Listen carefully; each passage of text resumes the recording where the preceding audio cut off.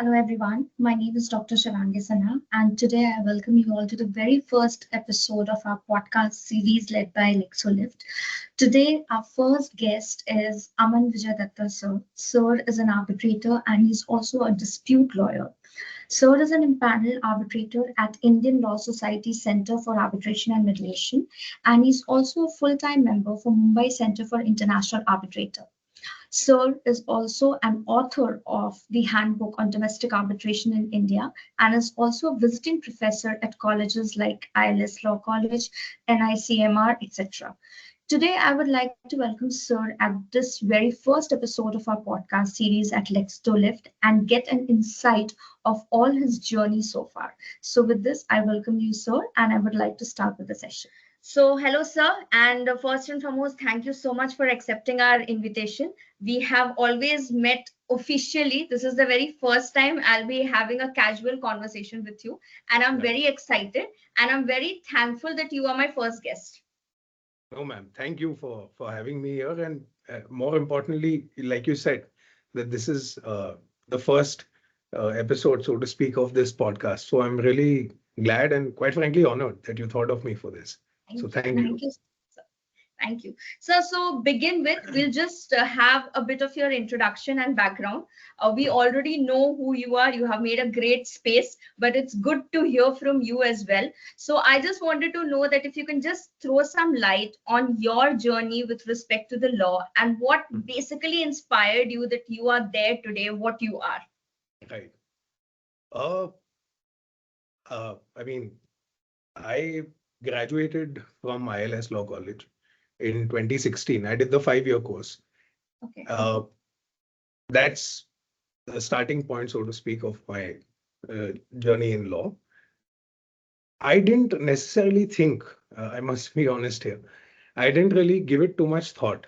I mean, it's not, a lot of people have clarity that they want to become lawyers or doctors or businessmen or anything, I mean, or professors. So I didn't have any such goals. It's a little embarrassing to admit, but no, I didn't. So when I was in school, and I wasn't particularly good at maths and science and things like that, or at least that's what I thought. So, and my grades kind of reflected that. I was quite average. So the point is that I think it was in my 10th standard. My father first suggested that you should become a lawyer. So I said, okay, that's it. So that's literally, I think that's how I began, in the sense that after that very casual discussion, I knew that the next 2 years, your 11th and 12th, people would ask, what are you going to do? I said, I'll become a lawyer. That's all. So yes, that's the how. But after that, in fact, even in law college, you see, we grow up with these ideas, right, about what law practice means or what lawyering means and things like that. So in my until my third year, I believe, until my third year, I wasn't even keen on continuing as a lawyer because I was quite disconnected from anything that had to do with lawyering, moot courts, writing articles. I used to read a lot as a child, but uh, not, I sort of, that habit got dropped somewhere along the way. So I had all the characteristics of not becoming a lawyer, is what I'm saying. Uh, but in my third or fourth year, I think it was the fourth year, but one of the two, I I took part in a moot. But seriously, I participated earlier, but that was just for the sake of it. I think in the fourth year, I took part in one moot. There's a famous moot, very prestigious in ILS, called Raghvendra Fadnis. Okay, So, yes. So, participating in Fadnis is a very, and if you win and all that, then you're a star. So I never won it, obviously, but I think I made it to the semi-finals and I lost out by like a couple of points. And so that was the first time I thought, okay, fine, maybe I could do something, as a lawyer, because you feel that in law college, that's all you have. Yes. Your marks or performance as a mooter is your baseline for what you can do and what you can't do as a litigation lawyer. So that gave me some confidence. And this much I was certain on after that, that if I practiced law, I would be a litigation lawyer. I wouldn't do anything which is not to do with court. So that I had that kind of clarity from pretty much the first day in that sense. So that's how I became, I qualified, I joined Haryani and Company. I got a pre-placement offer over there. That was another turning point in the sense that, of course, for anyone, their first job is important. Yes. But for me, it was particularly important because I never really thought I could, get a PPO in that sense. So I had that. Most important, I had it on my terms in the sense that whether I should go to Pune or stay in Pune, go to Bombay or be in Delhi. That was a big question mark. My original plan was to be in Bombay. So at least for a couple of years, I never really saw that through. But then you see, I had a job with Haryani and Company, which was a very famous solicitors firm. Their Pune office, I believe, had the most dominant litigation practice from all the firms. So I spent exactly a year there. Uh, exactly the day I finished a year, I put in my papers. But I learned a lot in terms of how trial courts work in that 1 year. I then left to join a senior. I joined in Pune. His name is Mr. Sachin Bhalirao. So I uh, left that nice job to join him, thinking Yes. that I just wanted to appear in court. So that was my motivation.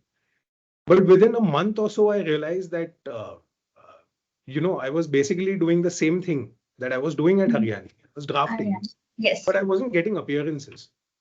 Mm. So I was quite unstable during that phase because I was very uncertain of what I wanted to do. So I moved to Bombay. I was there for a very short span, I believe 6 or 7 months. I didn't really adjust to Bombay.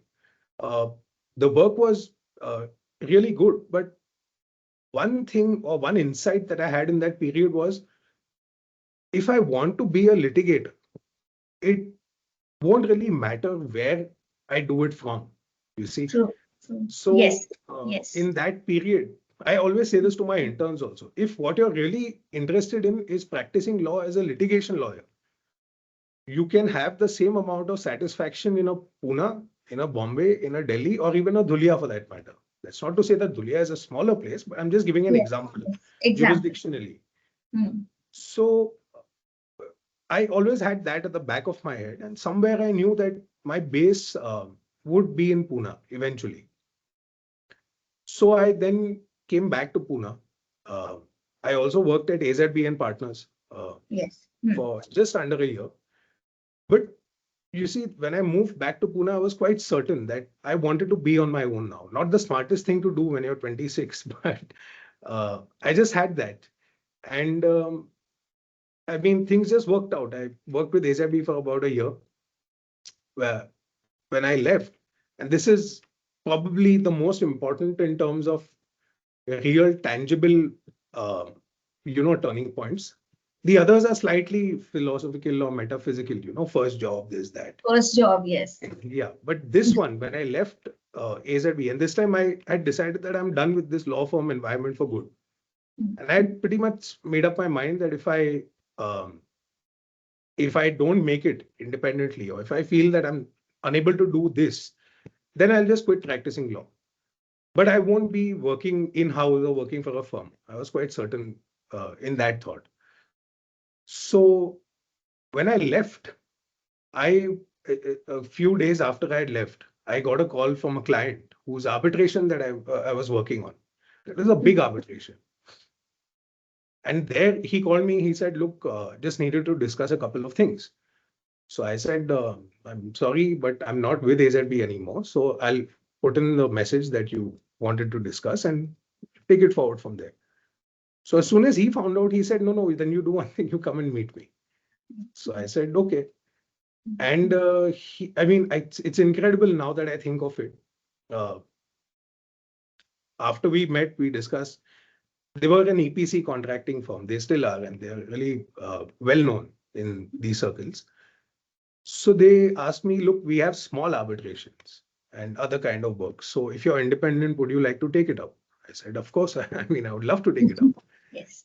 And so they got me on board for small odd bits of work. And then they also got it okayed with the firm and sort of put me back on that arbitration, the one that I was initially working on. Mm. So I had my first arbitration in that sense already. In that sense, yes. And then one thing just led to another, and we're here. I believe I asked you one question, and with this one question, you have actually tried to resolve so many different aspects of the Yes. law, because Yes. you started from somewhere where you were not very sure that you are even going to land up at law. And Yes. today, when you look at yourself, like if you look yourself from our perspective, we'll be like, oh my God, we are talking to an arbitrator, an independent arbitrator who has made us space, author of books as well. So if you see from our perspective, if you see from the students' perspective who are interning under you, it's entirely different. And I believe you have also covered the second point, which I wanted to ask, that is there any kind of defining moments for you? So categorically, yes, you did had so many defining moments. Yes. And I believe that the one thing which you mentioned, students do feel that, okay, we need to go and do in the law firm, tier one firm, you working at AZB, leaving that, taking Yes. a choice that now I want to become an independent person is Yes. also something which everyone should learn and accomplish, that everything is possible. Only Right. thing is that you need to define yourself and be focused what you are supposed to do. Still, I want to put it across, sir, that you still believe that there are certain defining moments for you which you want to point out, that like you stated that this led to this. So Yes. anything which you believe that this was very different for me?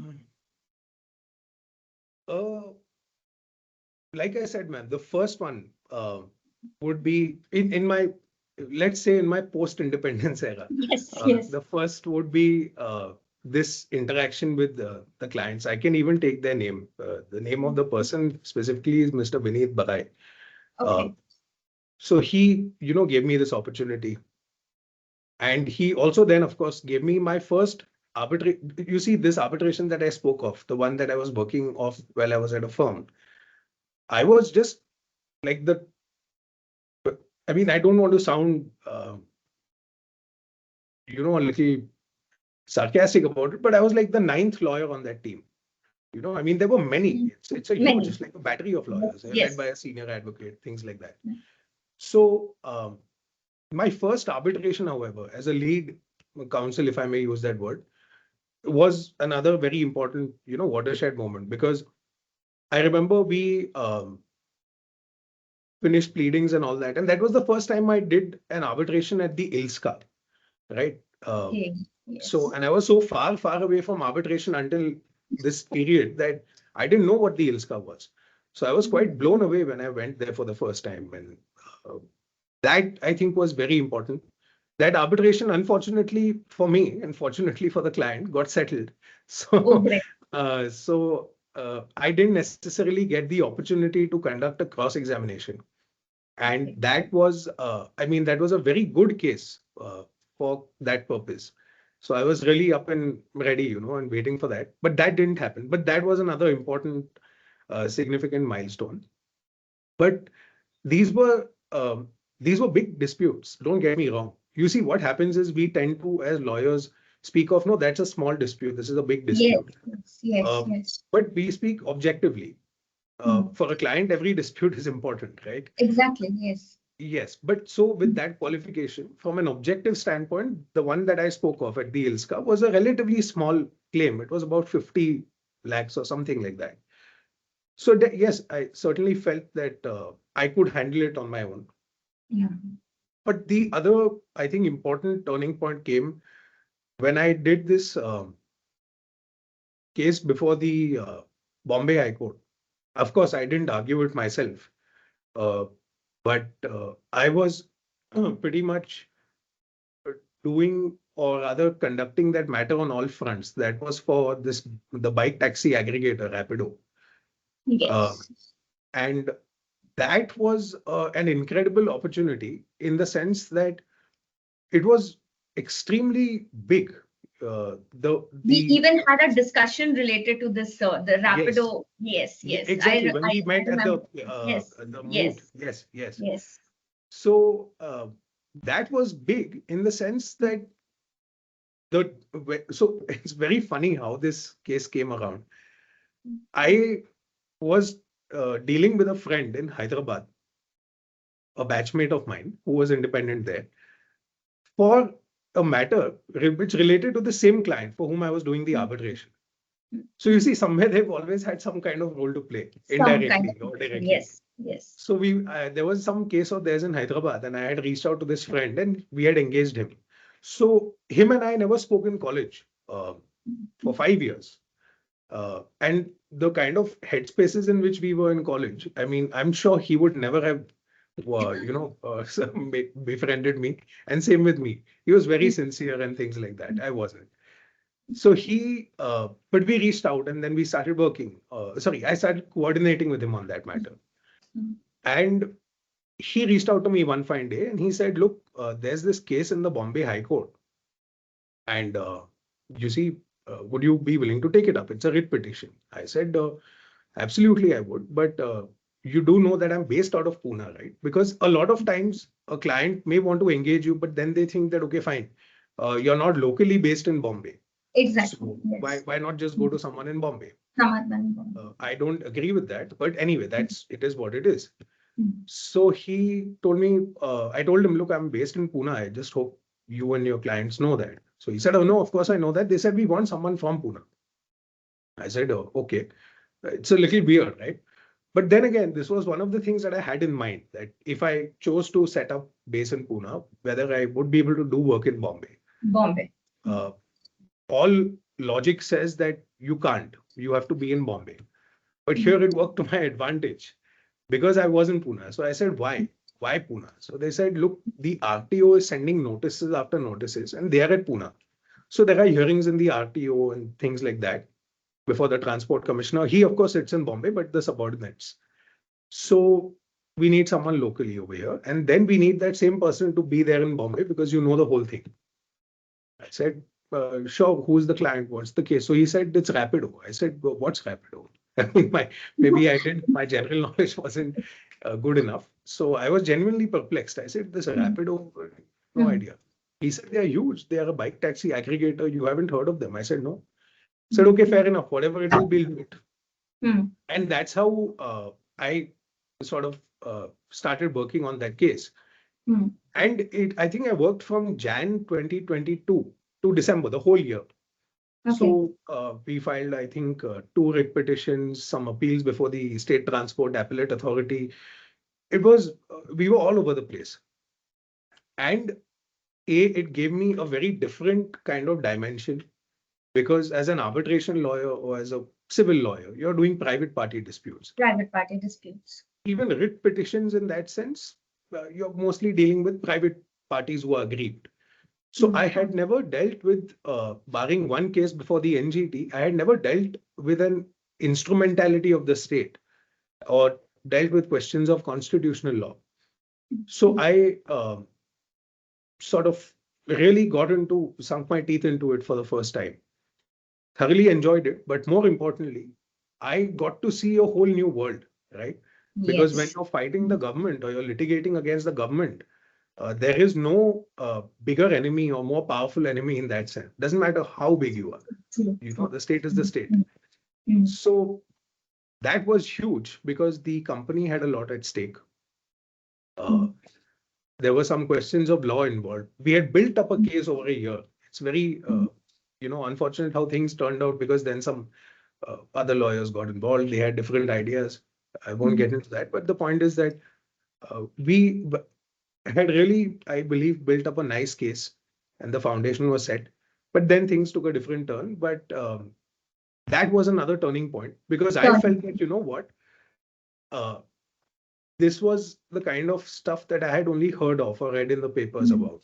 Mm-hmm. So it was something that I got to be in the middle of for the first time. Middle of it. And Yes. so I felt, okay, fine, you know what, maybe I can deal with this kind of work also. So that was another turning point. And of course, the last I would say is the book that I had the chance That- of, publishing. Yes. Yes. Yes. Yes. So yes, I mean, Oh, it's small, small steps, that add up.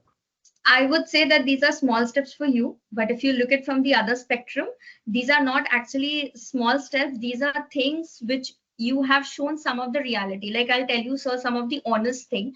You're Yeah. being very honest with your answers and you're being very generous about you. That's the Mhm. first thing which I can, straight away put across and say. Second thing, which I feel that you have mentioned, something which is related to location, which we always, we always have Yes. in the mind that we are being stated here. Are we able to work there? Will Mhm. be able to travel?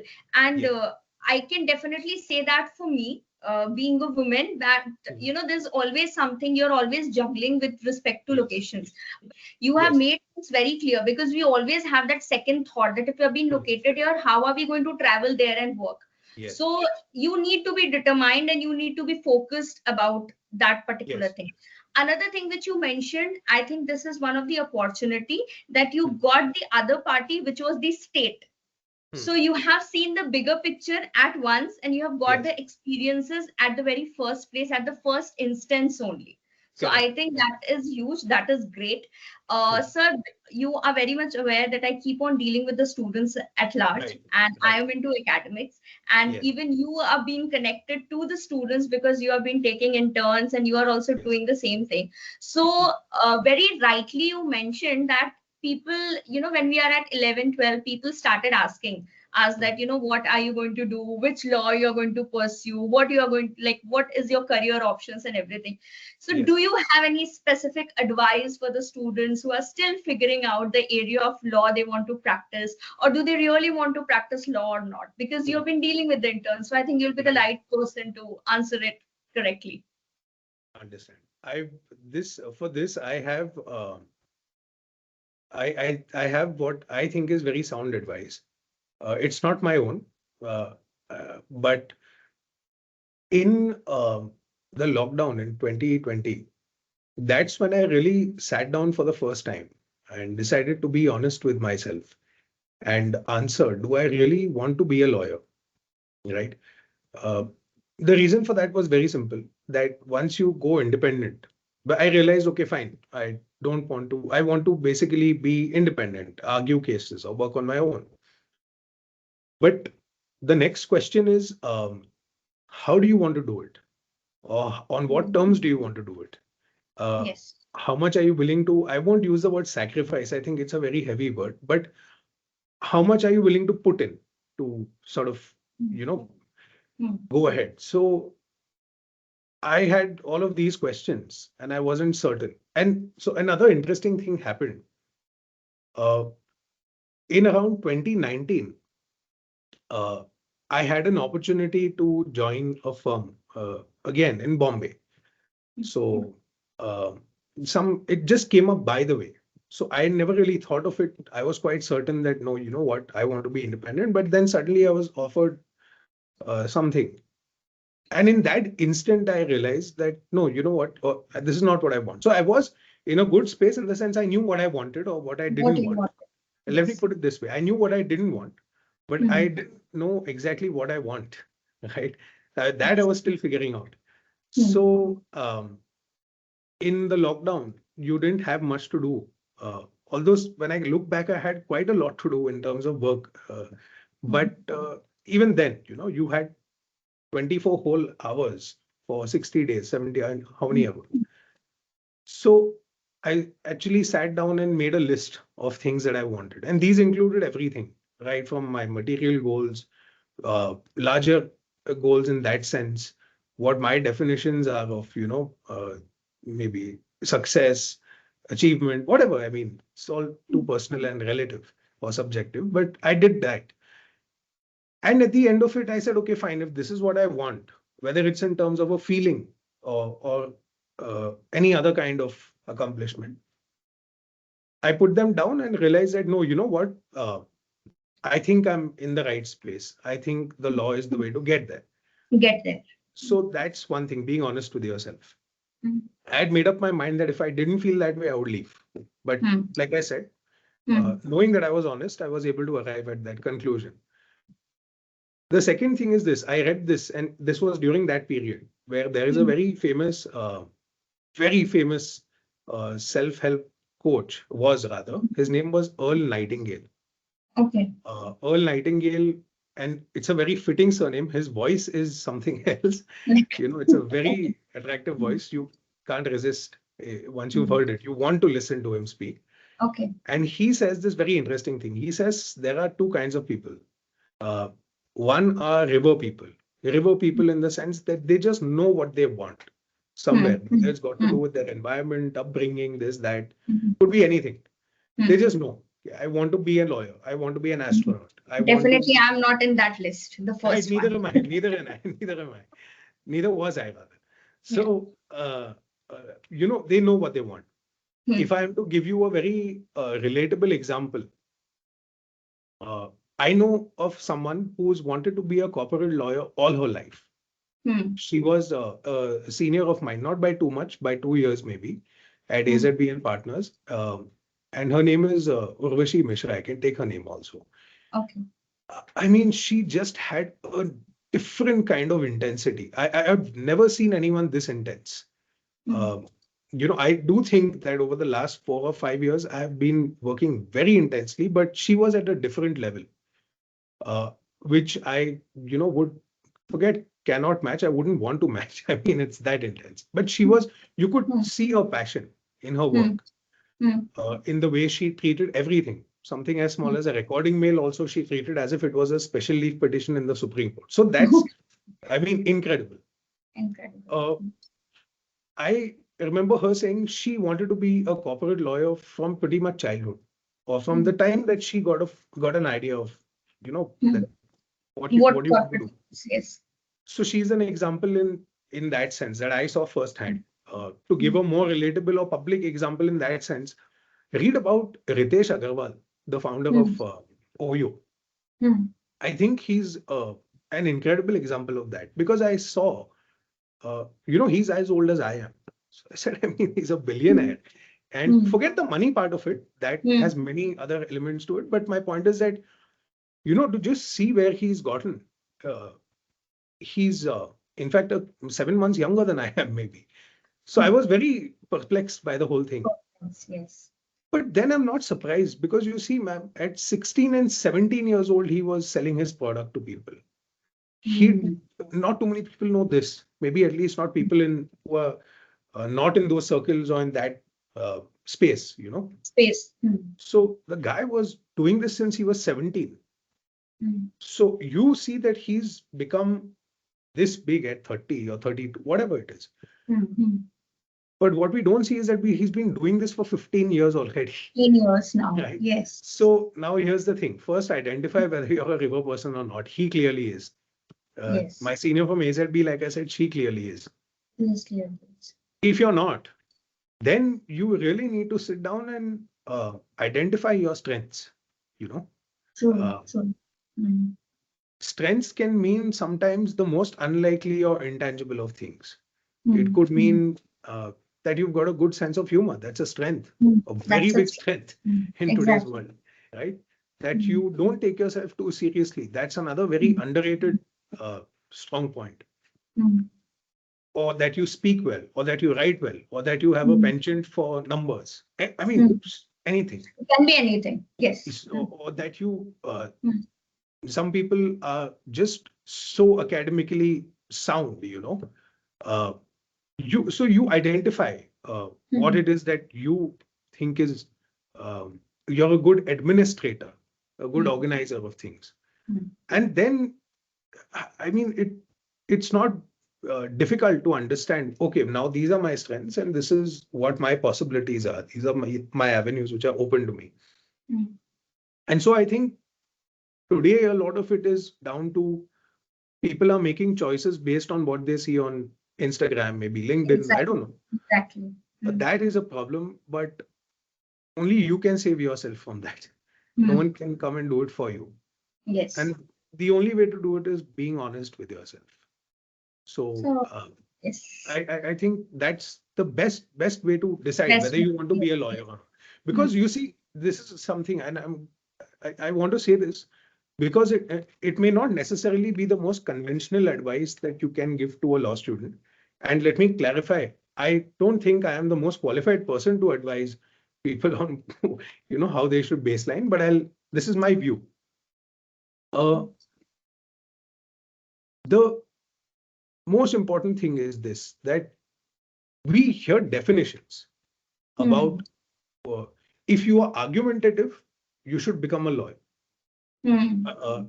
I think that's probably one of the worst forms of, True. basic. And We are keeping a taboo. Like, if you're good in this, you should do this. If you look good, yes, go and get into modeling. If you're good yes, into arguments, you you become a better go lawyer. and become a lawyer. Yes, you're very true. Exactly, You're because very true. Yes. there's so much to it, right? Yes. So, and these are not my words. These are Mr. Janak Dwarkada said this in a lecture that he gave for the Bombay Bar Association.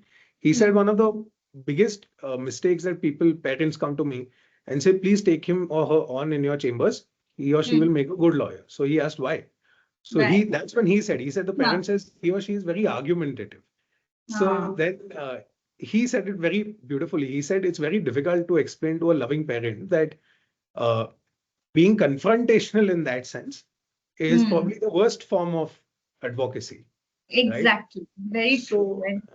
So, so you need to seek out objective information about what that profession might, or that domain or space might require you to have. And yes, I mean, for lawyers especially, I've learned one thing in 9 years. On the 27th of July, I complete 9 years technically as a lawyer. Okay. Okay. The worst advice is to tell a person or a law student, you need to be, very serious, or you need to be very studious, or I mean, there are enough lawyers who don't necessarily prima facie at least qualify as serious. They're incredible lawyers. So because of this, what happens is the focus on core skills that you require as a lawyer is somewhere misplaced. Misplaced. So I believe your intuition is your best key. Best guide. Yes. So I think, sir, you have very rightly pointed out. And the best part which I am taking from you is the honesty. Like, Yes. you have to be honest, and we don't Yes. have to follow that, the pattern which we have been following for a longer period of time, that this is what this is. And to which I also want to add on one thing. Like, we had a session with Ramjit Melani sir and their associates and everyone when I was a kid during my graduation time period. One thing I still remember from that time, he always stated, like the example which you gave, that, people are bringing to the chamber their kids and saying that he is very argumentative, take him or her as a lawyer. He said, when you go to the lawyer, and if the lawyer is very best, they'll always say, don't come and don't go and file a case if you can do it outside. Because if that, they will never say that come and file the case at the very first place. Because they are, if they are very true to your profession, they are very much aware that what are going to be the consequences. Obviously, not commenting on the Indian judiciary system, not commenting on any of the system, but if you are very true and you're very honest with your profession, you will always give a very rightful advice to the person. That this is how you should take things forward. So I think this honesty thing which you have portrayed is very vital. Secondly, in advance, before I forget, I want to congratulate for your work and anniversary. Like, 9 years is a big thing. So 27 July, of course, I'll do remember that. Also, now I'm very much sure that I don't fall in the first category. I'm coming into the second category. So thank you for making me that part clear as well. Now, sir, yes, sir. So, sir, this I'll just, with respect to the career guidance for the law students, which we were talking about, and you have very rightly pointed out with respect to what you know, what you want to work, you can take things forward. Now, you have that particular opportunity where you are also working with the young minds. And why am I saying opportunity? Because I believe that even I learn a lot from the student as much they learn from me. So that is the reason I always put it like an opportunity, because there's no age limit for learning. It is an opportunity. It is an opportunity. So, sir, how do you put it? Like, for a law student, what do you think that if that person wants to build up their career, how important is that you have to have a good grades, or you have to do your internships, or you should have a good networking? Like, how do you compile and put it across for a law student? Good grades, I think, are, if you want to go as a lawyer, as a practicing advocate, I don't think they matter. I'll give you this example, and this isn't to do with grades necessarily, but this is to do with this whole academic in the college sense and relating it to practice. What do I mean by that? I feel that two of the greatest litigators of their respective times. It's wrong to say they were the greatest or goat in that sense, but um, who are perceived as the greatest. Let's put it that way. Or the first name that comes to mind. You know, I think in the last century was Mr. Nani Palkhiwala. I don't think there's any right. Like I said, there are so many others. I'm just giving you one name that comes to mind generally, consensus-wise. Yes. The other is, for this current generation, I'd say the one name that comes to mind instantly is Mr. Harish Salve. Now, interesting thing is that this is how I decided I did not want to pursue an LLM. Just giving you context. They are the greatest. At least prima facie, it appears that their name comes up first. Let's put it this way. Yes. Household name, so to speak. Both of them, the only qualification they had in the legal profession, so to speak, was an LLB degree. LLB degree, yes. They didn't pursue a master's or in that sense weren't. Yes. So in that sense, theory and practice are different. Now here's the catch. And this is something I've learned. That statement about theory and practice being two ends of the spectrum itself is vastly misinterpreted. Within practice, you need to be theoretical. Otherwise, how are you going to succeed? But a lot of people just discard the two, dish out the study part of being a lawyer to interns, associates, and all that. But anyway, that's a different issue. What I'm trying to say is this. Your grades in that sense may not necessarily matter after a point. If, I am told that some of the firms, the bigger firms, they shortlist candidates based on their grades. So sure, how else do you baseline? But that's only a prima facie view. It's a rebuttable presumption, let's put it that way. So it's very much possible that you may not have good grades and you might make a very good lawyer, right? And vice versa.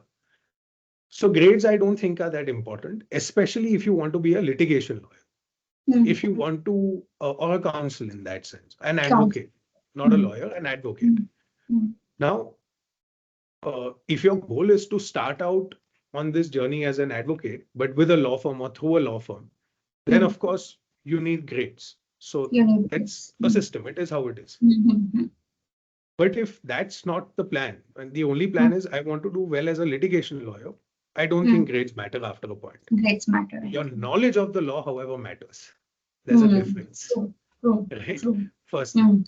Second thing, as far as networking goes, yes, networking in law or any other space will make a world of a difference. It's just, man is a social animal in that sense. So we sort of, our existence is based around that. But is it going to help you get to places where the considerations are something otherwise in terms of your knowledge of the law, your ability to work hard? No, I don't think so. So networking, when measured, I think can do wonders, work wonders, but not otherwise. Not otherwise. Because people see through, right? After a point. Your mettle as a lawyer or an advocate will only be tested through your work, right? I always feared that when I was working, don't get me wrong, all along throughout the process of authoring this book, I was working, actively working, conducting, in fact, even cross-examinations and things like that, and doing hardcore trial work. But of course, this ate into my work, the book. So every time when I was working on the book, there was only one fear or in that sense of guilt. I'm doing it at the cost of my work, at the cost of sharpening my skills as a lawyer. So you can do the rest of it, but they will only be value additives to your practice. Your practice is what matters. That's why it's called practice, right? Practice, yes. Yes. And so that's as far as networking is concerned. We've covered grades also. I believe there was a third thing you asked, ma'am. There were three Uh, things. What was the third? yes, Could you yes. please repeat? So internships. Internships. I think Mm, it is, and I say this to all of my interns. mm, When students, reach out to me saying we want to intern, I say, why do you want to intern? They say, no, because so it's become a competition of sorts now. mm, I can say this that the an internship can only get you so far. mm, You see, of course, to get into the ecosystem, you will have to have done internships and juniorships mm, and things like that. mm, mm, But uh, like I said, if I mean you're in college, you're studying, you're a student. mm, Why spend that time doing something that you're going to be doing after 3 years or 5 years, as the case may be, anyway? So maybe the midway or like a measured approach is to start interning, but once you've gathered a little bit of knowledge, say your knowledge. third year, fourth year onwards, Mm, uh, I remember doing a serious internship only in my final year. Am I saying mm, that that's how you should do it? No, no, no, yes. it's different for everyone. But this premium on internships, I believe, is overrated. Look at it this way. If there was a Mm, student who really wants to learn, mm. and I'm only speaking of litigation lawyers. Litigation, yes. If I was a student, say I'm 18 years old now, Mm, and I want to learn, I want to get ahead. mm, Uh, First and foremost, I'd still want to enjoy college life, mm, but so I wouldn't do it. But if someone mm, really wants to, mm, I would only have done this much. I wouldn't have joined anyone. mm, Uh, for the first 3 years, I would only go to court, mm, observe proceedings, mm, explore it as if it's like a new city. We go to vacations and mm, we say, I want to walk the streets and take the mm. experience and all that. Do that with code. That's all that you need to do. The amount that you will learn in the process Mm. is unfathomable. This is Yes. what I feel. Mm. Yes. Because you're there, you don't Mm. have someone to guide you. You go to Mm. the registry, you see Mm. there are different departments within the registry also in that sense. Mm.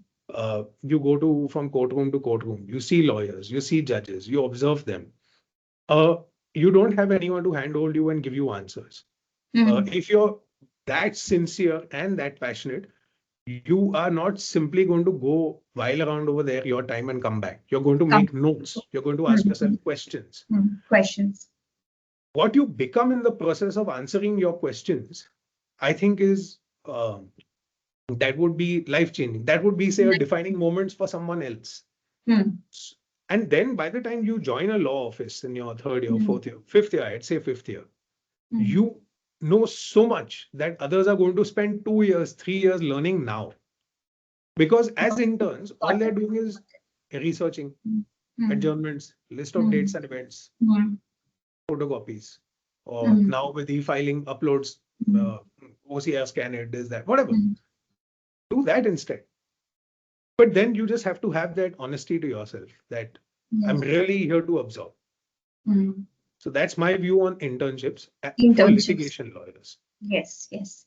But then, sir, I'll take what you just stated with Hmm, respect to the overrated part because hmm. I've been dealing with the students very closely when it comes to placements, and I'm also been talking, and you're very much aware of it. Like Yes, you yes, have you had the interns from yes, given from me yes. as well. So I'll give you my honest opinion on this. Hmm, After COVID, what I felt, these hmm. things have taken a different turn. Like Yes, you're what absolutely I right. noticed that during COVID duration, when I was opening LinkedIn, I could see a person posting around 3 to 4 certificates every day. We have done this internship, we have done this Yes, internship. Now my question is that when I do their CV vetting, I always ask them that, okay, you have done this, what have you yes, learned? Is there any one thing which you can tell me that you have learned? You've written so many different things, so what are hmm, the takeaways? yes, So what I believe that what you just mentioned with respect to the time, that is one hmm, thing very important, and they should actually make a rational decision according to their understanding. Maybe a hmm. fourth year student might be understanding a lot more court proceeding than their own batchmate. So Yes, they should actually technically understand because this has become a fashion. Okay, tier one firm, let's keep on dropping the mail to Yes. the tier one firms. So this is what I feel. And I always Yes. say the students that please try and understand that what are your core areas, where do you want to work on.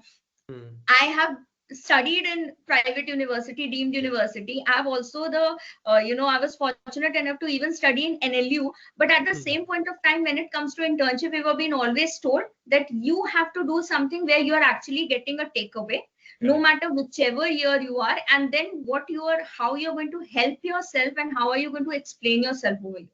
Yes. So I think this is the right way which you have put across with so Absolutely. many examples. So But thank you, sir. you see, With this, certificates, yes, sir. I'll just add one Yes. thing here. Hmm. You said something about interns mentioning, what work they've Certificate. done and things like that. Yes, yes, yes. When I look at somebody's CV, Hmm. I mean, I don't look at too many CVs, especially from a hiring standpoint to begin Hi, with. this. Hmm. Internships are different, Ask Hmm. anyone the amount of attention they pay to a CV for an internship and the attention they pay for an associate or whatever, you'll Hmm. understand the difference. Yes, yes.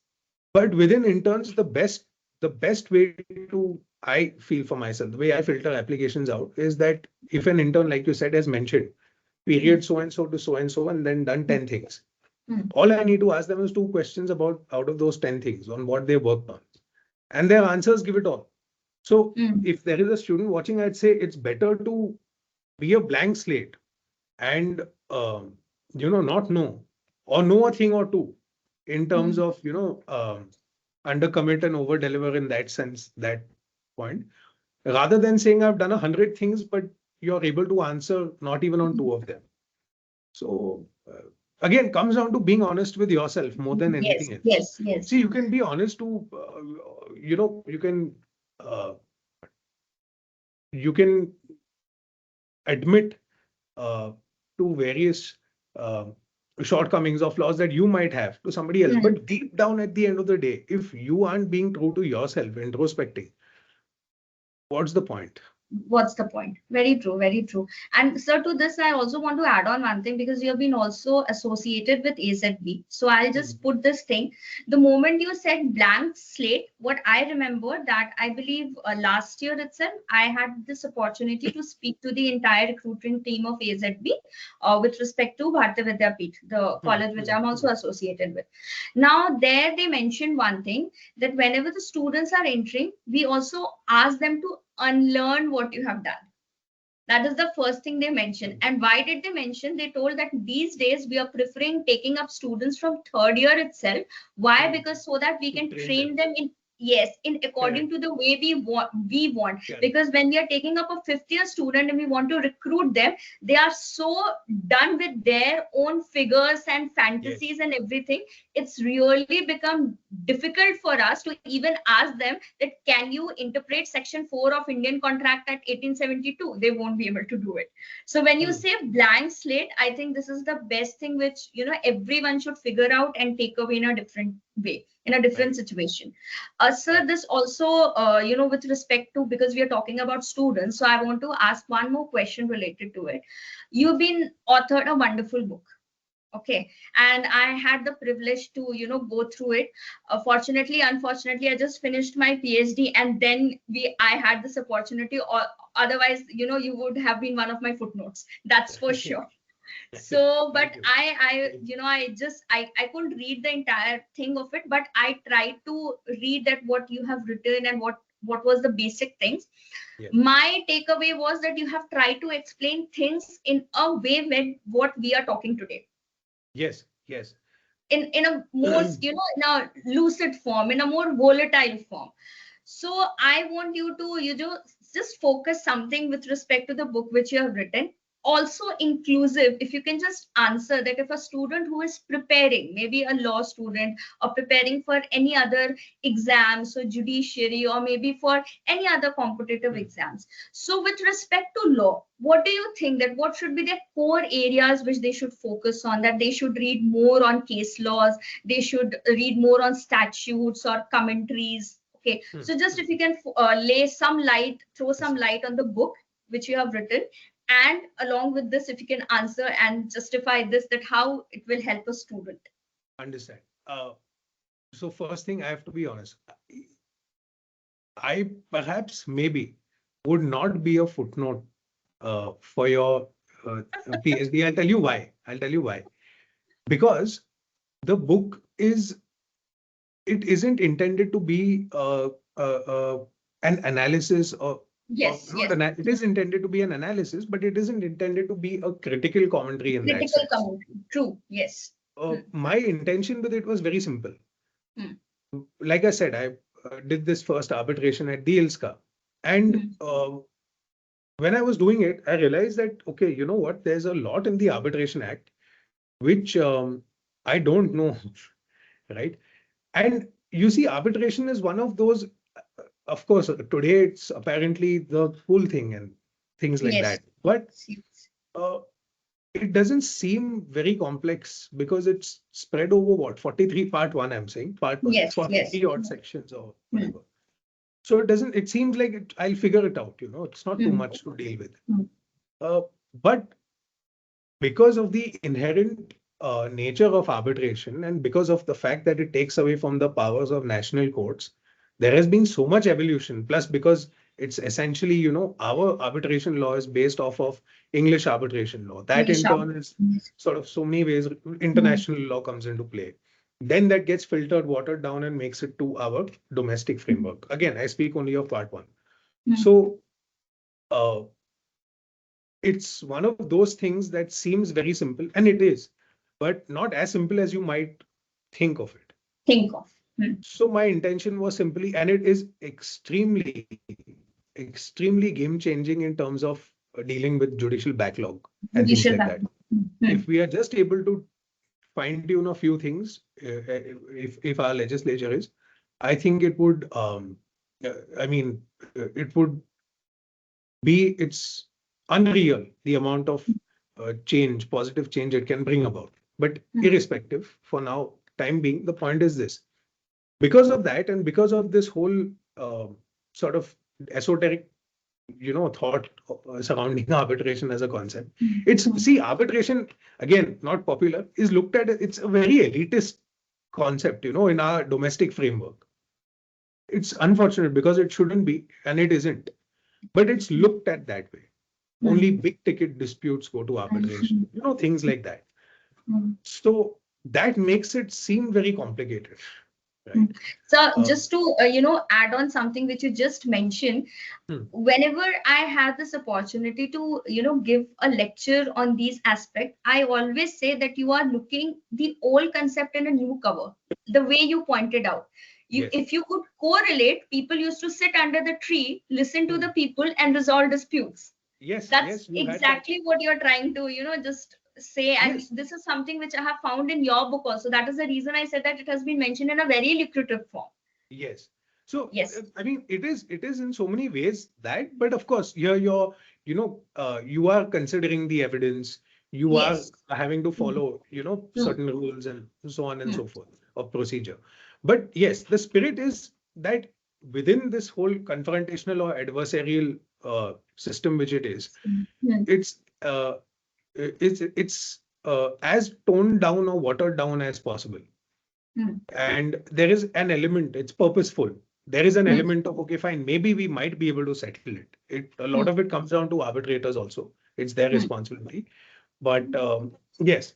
So, but what I'm saying is this, the book itself will help a student if they want to understand what uh, arbitration practice really is, or how to go Hmm. about an arbitration.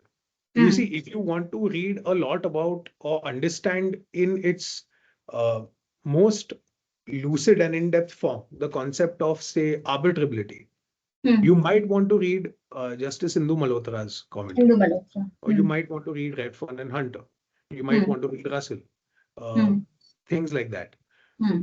So it's, in fact, even in Even the Gary preface, Bond I've for said that matter. Gary Bond, of course. Gary Bond for that Yeah, matter. I mean, Yes. yes, Hmm. certainly. Hmm. So yeah, I've even said this in the preface. I Hmm. said, think of this book as a bridge to these larger Brilliant. works. Yes. Right? Yes. I Yes. give you a gateway into it, Hmm. and then the world is your oyster. Go and Hmm. explore as much Hmm. as you want. Yes. So, but I think the most important contribution or role that that book has to offer or play is that it really simplifies the arbitration process, I am confident of the fact that if there is a lawyer, I pictured myself, there's a 26-year-old lawyer who's now on his own or her own and gets an arbitration. Uh, you need to figure it out from the get-go. Yes. My purpose was to solve the questions that my 26-year-old self had. Simple as that. And in the process, learn exactly what an arbitration looks like from the day a client, calls and mails you the papers, what you need to look out for, until the day that your client has obtained his or her rightful dues. So is that to say that that's the only book you need? No, because you need foundational knowledge of Foundational, evidence. yes. Of course, Yes. substantive law is substantive law. Even procedure in that sense, most arbitrators, at least traditional arbitrators, and for that matter, even non-traditional ones, will follow broad rules of civil procedure. So this is all the book will help or will be optimized, provided you know all this. So that was the intention with the book. But I must say, now that the first edition is out, I have sort of made certain plans to now slowly but surely make it more comprehensive as subsequent editions come by. So, build on this base that we have created with so much effort.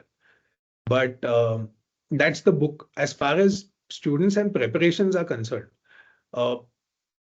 I must confess, I have never prepared for any such exam. So I won't necessarily be able to.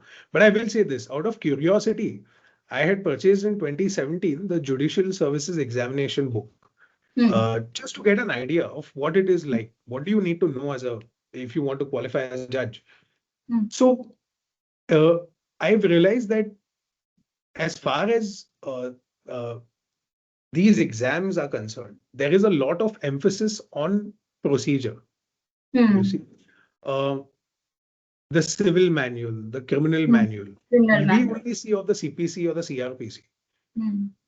We don't see the civil manual, But even within the CPC and practice day in, day out, there is a bridge, which is the civil manual. You see, what is for criminal manual, for instance, what is an A summary report, a B summary report, a C summary report, all of those things you will find in the criminal manual. So my point is that hardcore procedure, there is an emphasis. I also think that there is a lot of emphasis on administrative law because, inherent within the role that you're going to perform is you are going to play. Yeah. You should know the delegation, execution, everything. Exactly. So that, and then of course your substantive law is there. But I mean, beyond that, I may not, be the most qualified to advise on what you need to do to prepare for these exams because I've never, let alone giving one, I haven't even thought of giving one. So that's all that I can offer on that front. So I believe that, like you mentioned from the very first question, you are very honest to your answer. And I would like to put that you are being very generous with yourself. Reason why I'll tell you that you have persistent of being the actual lawyer quality which a person should have. Reason in your preface itself you have mentioned about being a bridge. So what you are trying to do is that you're putting across yourself in such a position that people should actually acknowledge the work which is being done, Yes. in spite of not letting anyone else down. So when I read those things, I was like, okay, sir is being very generous. He's actually not. I will be honest with you. Yes. My intention was, I'll be very frank with you. I have a sincere view that unless you are a senior advocate designated, or you are known for your expertise by virtue of experience, and I don't mean experience in years. There are two different things.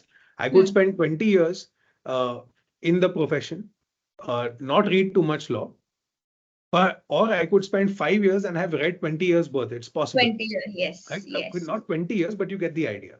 Yes. So I mean experience in that sense, not biology or biological years.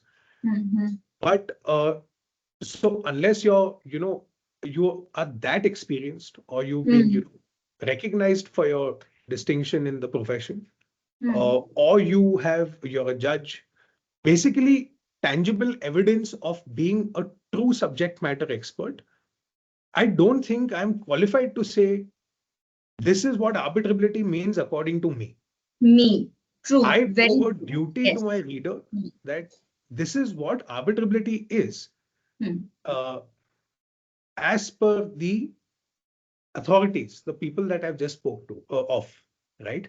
Hmm. Uh, for me to say that I will write a critical commentary at this stage of my career, I, you know, I don't think it makes sense, because even I rely on what the Supreme Court says, what the High Court says, Hmm.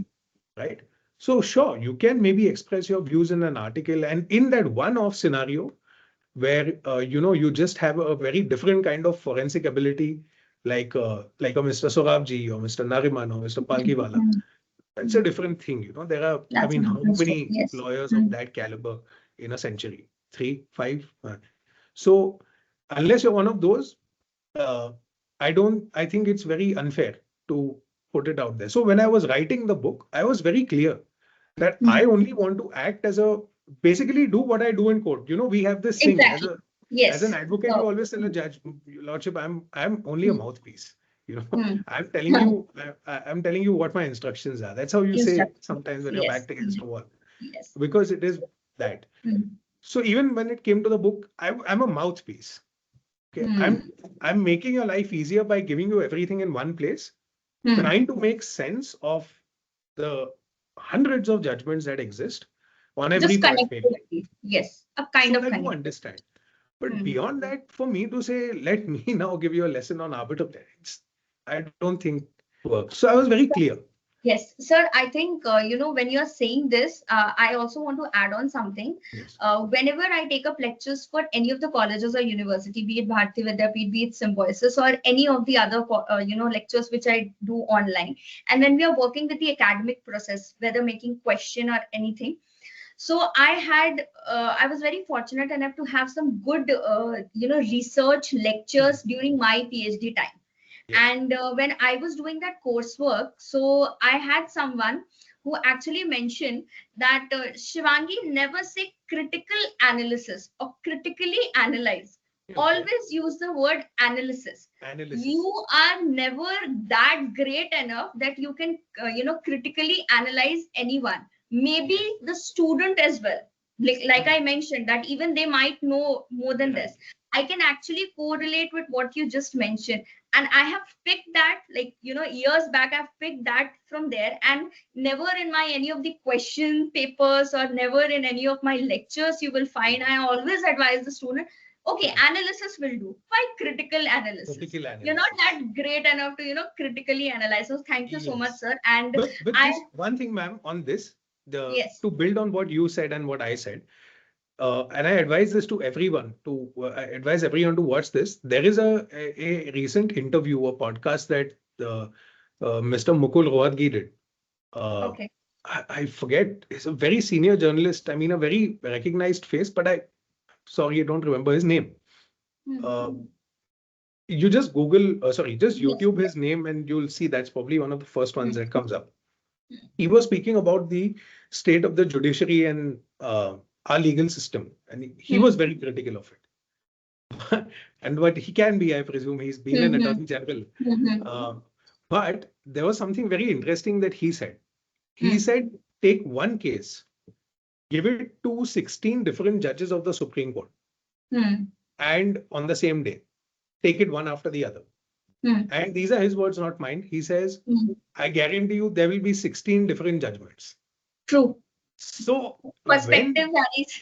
exactly, so when the law is something which is so, in that sense, I won't say volatile, but can be looked at from so many different angles, then that just gives you an idea of how uncertain Idea. it is, and that's Yes. why Yes. maybe we can't give iron cast critical analyses. Hmm. Hmm. Maybe. It's one way of looking at it. So one way of looking to it. And also I still mentioned about how the students can prepare and everything. You hmm, mentioned something which is very important. You said that students should know the procedure, the verbatim, yes, I believe. And yes, I totally agree with you, because if anyone is aware of the verbatim, like you hmm, mentioned, 16 different opinions, interpretation can be done in any which ways, correct, because you just cannot justify that this is right and this is wrong in law until and unless you have correct, a good backup reason for it. So yes, even not giving in a in the direction or stating the name of the books and everything, you have actually given the keyword which everyone should persist. yes, Sir, correct, moving towards the concluding, but before that, I just wanted to ask you one more question. yes, After the COVID time period, we have hmm, seen that there are so much changes with respect to the networking and hmm, with respect to the introduction of the most famous and talked word, artificial intelligence. Because even yesterday I was delivering a lecture on digital evidences, and we had a hmm, lot of discussions with the student with respect to AI, that yes, how it is helpful, whether it's true to our knowledge, and because we don't have a procedure for it. So post COVID period, I want your opinion that how do you see the role of technology in law? And do you really feel that there has to be a limitation? It is really helping us out, or it is actually, helping the students to just use Chat GPT, copy paste the assignment, and submit it? So I just wanted to put it in a very straightforward question to you. I just need your opinion that do you really feel that this is helpful, or this is somewhere combating us to, brush up our skills? hmm. Uh, my view is, ma'am, that after a point, um, AI cannot uh, be put to use in litigation law, in disputes work. Why do I say this? Unless and until what uh, you're looking at is a society where now, decision makers are robots, and um, whichever conduit it is which is advancing uh, the final submissions on behalf of each party is a robot. Basically, if you're looking at an automated justice delivery system, Hmm. sure, then it's only AI. AI. Hmm. But I don't think that is happening. Let me be very honest. Hmm. Uh, at least not in our lifetimes. Yes, and So, so just to add on to this, because while I was doing my PhD research, I hmm, also came across the blockchain technology and the smart contracts which people are using in the arbitration as well. But then, hmm, of course, it is not working the way it should have been, should have because been we are just sending them the feeder data that this is the dispute and this is how you have to react. correct. So, Yes. and look, I'll tell you, there is a midway in this, in the sense that there Hmm. are a lot of people. I recently read an article, I believe a few weeks ago, where someone said that, you could have AI replace everything.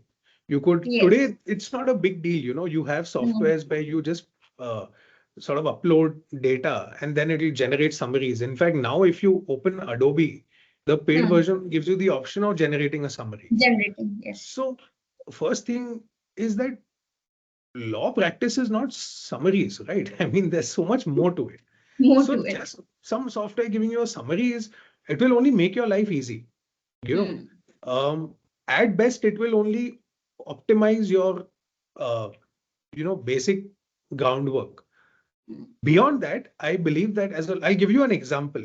Um, the reason we had this later than we agreed on, I can Hmm. tell you that there is an arbitration that I'm currently working on. Uh, it's not a very big dispute in terms of monetary terms, not barely negligible. But the documentation involved, uh, unfortunately for me, is mind-boggling. I mean, there are Hmm. just emails after emails spread over 3 years, thousands of emails in that sense. Thousand people. Hmm. So, and now we are at a stage where we are sort of preparing for evidence, things like that. Now, I dished it out first to my some of my colleagues, my interns, and said, "Can you help me with sort of summarizing all this?" Hmm. They did that. Then I took their work, gave it to another batch of students, and said, "Okay, fine. Now I want you to sort of streamline this even more because it is in that sense quite complicated. So you can't have one pair of eyes closing it. Mm. Once I was done with that, I looked at the ready product. Now those kids have done everything that they could. In fact, more than they could have done. Mm. But here's what I realized. Unless and until I sit down with these documents and I analyze each and every one of them for their evidentiary value, I'm not going to be able to prepare effectively. So the whole of last night and even today, the first couple of hours, I have been simply studying those documents on my own. Now I'm getting a call, my interns, associates, even a colleague that is working with me on this, another advocate. Do you need any help? And every time I found myself telling them, look, I don't, because if I have to cross-examine this witness, I need to see it myself. It myself. Otherwise, it is of no use. All the summaries, all the notes, all the synopses, none of it. It doesn't matter. So that can help you implement or execute once you've prepared and assimilated those documents. So what I'm trying to say is this, I'll cut it short in one sentence. AI can only help you tie up loose ends. Beyond that, it can't help. Second, research based on AI is you committing a crime on yourself if you're preparing for a case. For two reasons. That even an SCC search could give you anyway, judgments on a point. Today, quite frankly, you don't even need SCC. You have ESCR, where all the reported judgments of the Supreme Court are there. Yes. So your Google search is away from principles of law.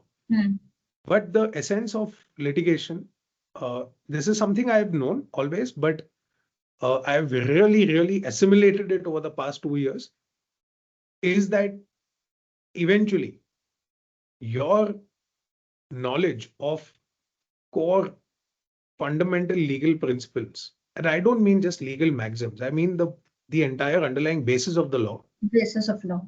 That no amount of AI assistants, juniors, associates, intern, no one can do that for you. That's where the human element of the litigation process comes in. And then by extension, same thing with judges and decision makers.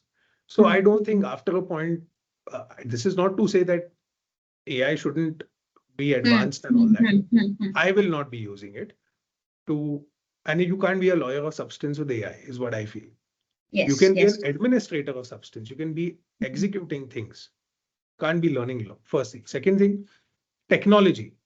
That is certainly a game changer. So, you have virtual hearings now. It's happening because of technology. You have e-filings. That is happening because of technology. But then again, we need to have the right infrastructure in place. So many times servers are down, this, that, and the other. So it's like, buying a Lamborghini, but not having a fuel station around. You put the filing system in place, but if servers are down, on a proper road to run it across. Exactly. What's the point then? What's the point? That's another thing, but I think that will happen with time. I think in that sense, we need to cut a little slack to our, system in that sense. We've progressed. Yes. There hasn't been as much progress as there should have been, but that doesn't mean nothing has happened. So things will improve. But technology, yes, is definitely a game changer. AI, not so much after a point, in my view, which may be wrong, but that's my view. That's your. Thank you so much, sir, because I believe that, AI is now being used in every aspects with different people. Again, not saying that it should not have been used, because obviously it is helping us a lot. But you have very rightly pointed out, helping us to lose the ends, the tied up ends. So that is how it should be used. And the law students will be listening to us in future, and everyone, they should actually implement it. And technology, yes, of course, we do have a long ladder to climb in that aspect, but still we have done a lot, because today we are having this session, and I'm fortunate enough to have this For discussion technology, with you with the help of because of technology. technology. So yes, Absolutely. of course. So in concluding remarks, I just want to have any final words from you which you want to say to everyone, to the surroundings with respect to the session. Also, if the students and any of the learners or practitioners want to get in touch with you, want to get connected with you, how they can do it. Yes. So first about the session, thank you so much, ma'am. I I think we had a great time. Actually, we Yes, spoke yes, on a lot definitely. of things, and I think in a very fluid manner, which is Hmm. important. So it was very easy conversing with you. So thank you for that. Thank you. Uh, Thank you so much, sir. s- Second, as far as students or if anyone wants to get in touch, my website is there. I mean, I'm in that sense, I'm very accessible. Uh, Yes, my yes. email ID and everything Hmm. is available. So that and the one thing in terms of the if there was just one thing I had to say to people who would be watching this is to listen to your gut when it comes to law, to listen to Hmm. your gut, be truthful to yourself, and not do things that the whole world is doing. Sort of try to chart your own path. It may Yes. not be easy. You may have to Hmm. question you may end up questioning yourself a lot of times, but uh, the destination, the journey is nice, difficult, but beautiful. Uh, but the destination will be, you'll enjoy it a lot more when you do it this way. And yes, hopefully along that path, they will meet people like yourself, and Oh, that makes it all the more. No, I mean, it's the whole when we interact over the modes. I've yes. seen the amount of effort that you put into it, especially this time, ma'am. I must say this: the kind of groundwork you all laid for the last the recent mood that we had in March, I believe, Yes, yes, yes, yes. with the clippings and all of it in terms of the war situation, the genocide, and the anchors, and it added a very different kind of dimension to the whole process. So, and that can only come from enthusiasm and passion, nothing else. You didn't have to do it, but you did it Exactly, nevertheless, exactly. right? Yes. Otherwise, it's very simple. Just draft Hmm. one proposition, circulate it, matter ends there. Hmm. So yes, that kind of enthusiasm rubs off, that kind of energy rubs off, which is why I said hopefully you will meet people like yourself, and Oh, it so becomes all it's the more enjoyable. uh, I think the ending of the podcast is something which should has been the beginning now. Right. Thank you so much, sir. I didn't know that it is going to be so easy. And to be very honest, you have given me this confidence now that this can be so easy. And right from the first question till the last, your closing remark, I have taken down so much things from you, the notes which you have given, and there are so many takeaways. Like if anyone tries to just understand that how a journey should be, if they will just listen to this properly from end to end, I think you have given all the spectrums which we can use, and the names which you have mentioned it specifically, that whom we should refer, whom we should talk about, how things should be. Also adding to it, you have also inspired me that someday maybe I'll be fortunate enough to write something with you. So Oh yes, absolutely. We will. I'll be really looking forward for that as well. No, ma'am, certainly, absolutely. Hopefully soon. Yes, sir. Thank you so much for your Yes. time, sir, and I'll get back to you soon with this. Thank you so much, ma'am. Thank Thank you. you. Thank you Thank so you. much, sir. Thank you so much, everyone, for watching this podcast session. I really hope you all enjoyed this session as much, as I did while shooting this and taking an insight of all the journey which Sir had through. And further, for any queries, help, your career guidance related to anything, you can contact us at Lexo Lift. And please stay tuned for more such updates. Thank you so much.